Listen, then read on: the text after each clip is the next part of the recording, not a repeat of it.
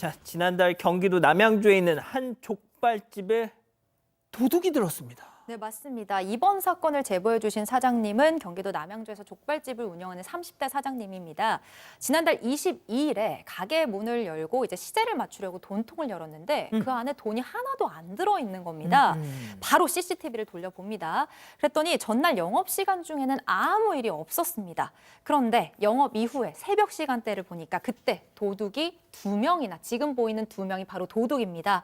저렇게 들어와서 굳게 잠긴 문을 열고 들어와서 돈통에 손을 댄 거였습니다.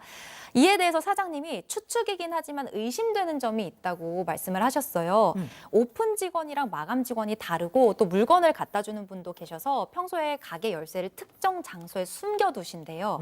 그래서 아마 이 도둑들이 장소를 알아내서 범행을 한 게 아닌가 싶다고 합니다. 심지어 범행 후에 다시 열쇠로 문을 잠그고 그 열쇠를 원래 있던 자리에 두고 갔다고 합니다. 아주 그냥 돈을 싹싹 긁어 갔다는 겁니다. 자, 그러면 그 CCTV 영상 그리고 사장님 얘기 들어보시죠. 통을 열어봤는데 이제 돈이 한 푼도 없어가지고 설마하고 새벽 시간대에 CCTV를 봤는데 중학생 친구 2명이 와가지고 이렇게 돈통에 손을 대고 물건까지 훔치고 이런 장면을 좀 CCTV로 목격했습니다. 네. 저희 출퇴근 기록부가 돈통처럼 보였는가 얘네들 눈에는 다음날 와보니까 사용이 안 되게끔 아예 그렇게 해놨어요. 블루투스 스피커도 훔쳐갔어요. 가방에 넣어가지고요. 역시 중딩이었다. 네, 중딩. 엄밀히 말하면 중학생이긴 한데 14세 미만인 촉법 소년에 해당했습니다. 이 학생들이 들어와서 했던 행동은 돈통에 이제 열쇠를 꼽아놨다고 해요. 그래서 돈도 한 16만 7천 원 챙겨갔고 그거 말고도 기계 같은 것도 망가뜨려놨다고 합니다. 블루투스 스피커 한 개도 훔쳐서 가방에 넣어서 도망가기도 했는데 결국 피해액이 한 50여만 원 정도 추정이 됐고 당연히 경찰에 신고를 했겠죠. 다음 날 피해자들 특정됐다라는 말도 들었고요, 경찰로부터. 그래서 금방 돈을 받겠지라고 생각을 했는데요. 일이 생각보다 쉽게 풀리지는 않았습니다. 아니, 피의자가 특정됐으면 끝난 거 아니에요? 네, 그럴 줄 알았는데 경찰이 지금 조사 중이니까 조금만 기다리라라고 얘기했어요. 그러더니 얼마 후에 경찰이 직접 찾아와서 얘네들이 한두 가게를 턴 게 아니라서 부모님이 다 변제하기에는 좀 어려움이 있다라고 얘기를 하는 거예요. 그래서 사장님께서 아니 그럼 나는 어디서 피해 보상을 받냐라고 물어보셨어요. 예. 그랬더니 개인적으로 민사소송을 진행하셔야 될 것 같습니다라고 얘기를 한 거예요. 그런데다가 이제 더 충격적인 말은 이 족발집을 탄 이 10대들이 사실 바로 경찰에 붙잡혔잖아요. 그런데 훈방 조치를 받은 거예요. 그래서 바로 훈방되고 나서 바로 다른 가게에 가가지고 또 절도를 저지른 겁니다. 그리고 족발집에서 훔친 돈 이미 찜질방 등에서 다 써버렸다고 합니다. 자, 족발집에서 돈을 훔쳤어요. 그런데 붙잡혔어. 그런데 촉법 소년이야. 훈방 조치됐어. 그 훈방 조치돼서 풀려난 그날 또 다른 가게에서 또 돈을 훔쳤습니다. 자, 결국 사장님, 족발집 사장님 이런 생각이 들 수밖에 없었다. 체크포인트 짚어보죠. 촉법은 악법이다. 들어보시죠.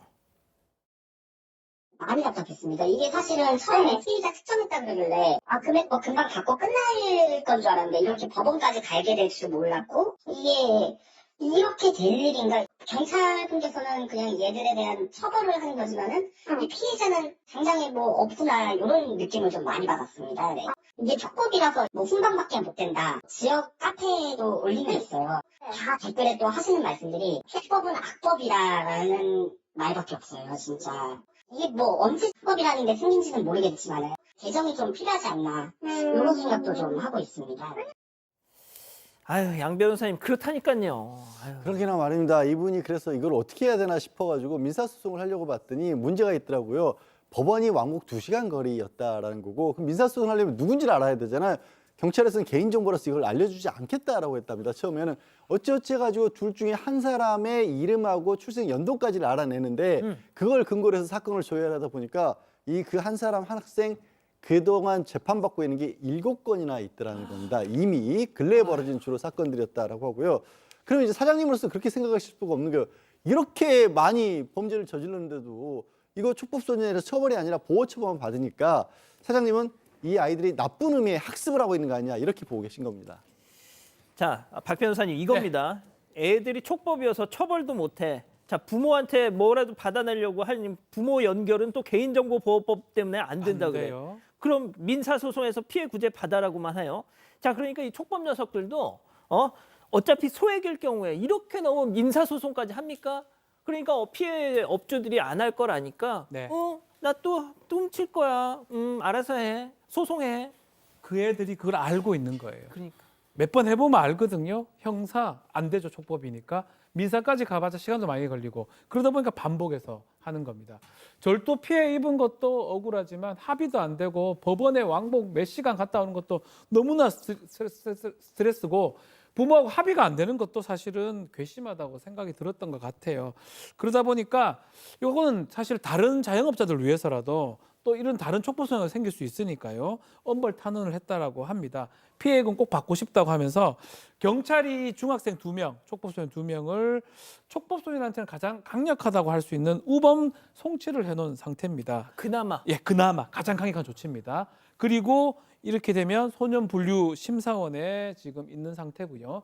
이제 나이가 이제 지나간다 그러면 소년 보호 처분까지도 가능한 그런 상황입니다.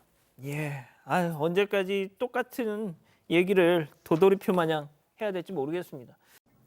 여러분과 함께 울고 함께 분노하겠습니다. 지금 사건 반장에 제보하십시오.